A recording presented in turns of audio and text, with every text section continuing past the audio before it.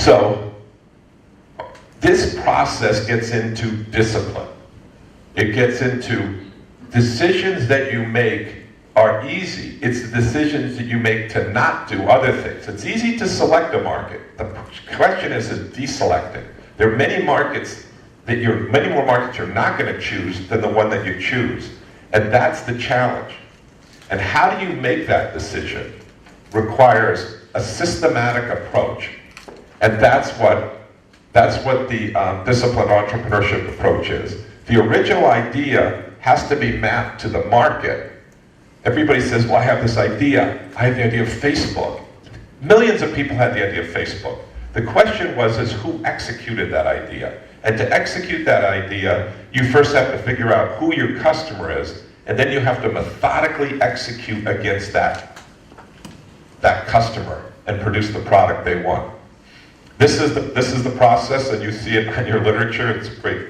And that's in the book, and I won't go through that now. There's online classes to do that. So the point here is, second point is entrepreneurship is about creating economically sustainable organizations, and entrepreneurship requires discipline to be successful.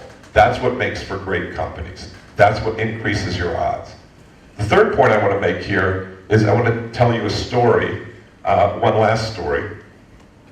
And this happened just over a year ago. And we worked with some students at MIT, and they told some other students, you got to go over and see this place, at MIT. They teach entrepreneurship, and it's amazing. So Billy Evans, who had taken one of the classes, brought over 4 of his fraternity mates.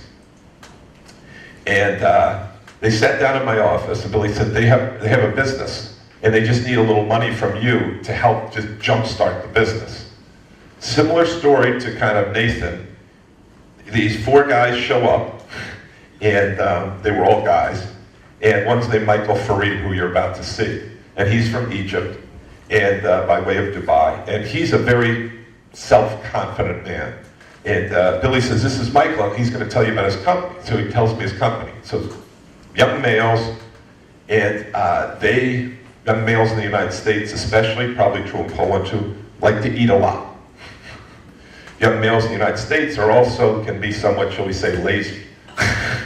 They don't want to cook their own food. So the business was, they were sitting around saying,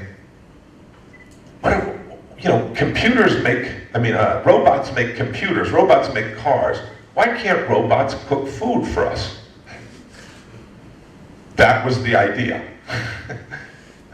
Again, that's not a business, that's an idea. They thought, we can make a computer, we can build a robot that can make food. We thought about it. I said, guys, this isn't a business, this is a science fair project.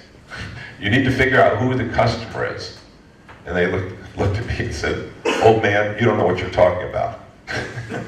They didn't say it quite that way. They basically said, are you going to give us money or not? And I said, look, here's the deal. I'll give you some money to build your robot if you take one class. You give it a shot.